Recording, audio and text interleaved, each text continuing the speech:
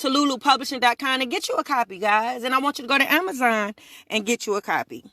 Is it on? I don't know if it's on or not, but we're going to roll with it if it is, guys. Y'all missed the whole introduction, Facebook. I'm sorry. So, guys, my book is called, or entitled, Dysfunctional Family Knot. Now, please don't judge me from the cover. This book has been through a lot. This is the first copy, hard book copy that I had received, and I'm just, it represents me, to be honest with you. See how tattered and torn up it is, but yet and still, it's still serving its purpose. It's still covering the book. It's still, you still see all the pictures and stuff. So it's all good. So, guys, he just pulled up. Dang. I'm going to still read it. Because he whipped up in there. Okay, guys, I'm going to just read a little bit of it because we don't have a lot of time. Yeah, because he here now. I was going to ask him if I can read it in there. So, let me see. When Nana got home, it didn't take long for her to start back drinking and smoking that shit. I realized then that it didn't matter how much you cared about somebody and tried to help them. If they weren't prepared to help themselves, you could forget it. A few months after her stay in the hospital, I came home, and before I could walk in the door, Trayvon was yelling that Victor had just taken Nana to the hospital. So I jumped back in my car and headed to Samaritan. The only information I managed to get from Trayvon was that Victor had found her unconscious on the kitchen floor and had carried her to the car. The closer I got to the hospital, the more afraid I became. If he carried her, it must have been something serious. When I got to the hospital, Victor was waiting in the lobby. I asked him what happened, and he said he didn't know. That when he walked in the kitchen, she was passed out on the kitchen floor with a bottle of beer in her hand. He said that he tried to wake her up, but she wouldn't respond. After about 45 minutes of waiting, the doctor came out asking for family. He said that they had revived her 3 times, but she had gone into a diabetic coma.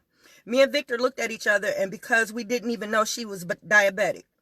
He then said that we could go in and see her. I turned to Victor, gave him a hug, then went first. As I walked toward the room, I didn't know what to expect. When I walked in, she was just lying there, motionless, her body connected to a machine with IVs, tubes, and catheters running to and from. I walked over to the bed, took her by the hand, and whispered her name. I asked if she could hear me, but she didn't respond. She just laid there.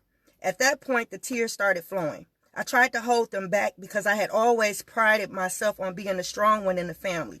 I was always the supportive one, but not this time. This time, someone was going to have to help lift me up. I stayed a few more minutes, wiped my face, and went out so Victor could go in. After about a half hour, Grandma and Aunt Mona arrived. As others started coming, the doctor moved her into a private room so as to allow us the opportunity to see her together. When we got to her room, everybody was quiet, just looking. After a few minutes, I couldn't take it, so I walked back out into the hall. I was in denial. I couldn't believe she was dead. After watching her all those years, I still thought that she would live forever. She was only 35. I prayed to the Lord for a miracle. She was still hooked up to machines, so I prayed that she could come out of it. But the truth was, she was dead when Victor brought her in. She lay in the hospital for another 2 months before we finally came to the conclusion that she wasn't going to wake up. I spent a lot of time apologizing to her for all the things that I said to her over the years. I knew she could hear me. It helped just knowing that I had the opportunity to say it. The Bible says to honor thy mother and thy father, and I felt that I had fallen short by being overbearing because she was on crack. I used to raise my voice. I used to cuss at her. I'd lose my patience whenever she'd do something I didn't like. I used to put her down and put my father on a pedestal, and I shouldn't have done that. She was there for me since day one. Even when he disappointed me, she was there to tell me it was going to be okay and that my dad loved me no matter what. I begged the Lord to forgive me for treating her like I did and to also forgive her for the things that she did that wasn't pleasing to him.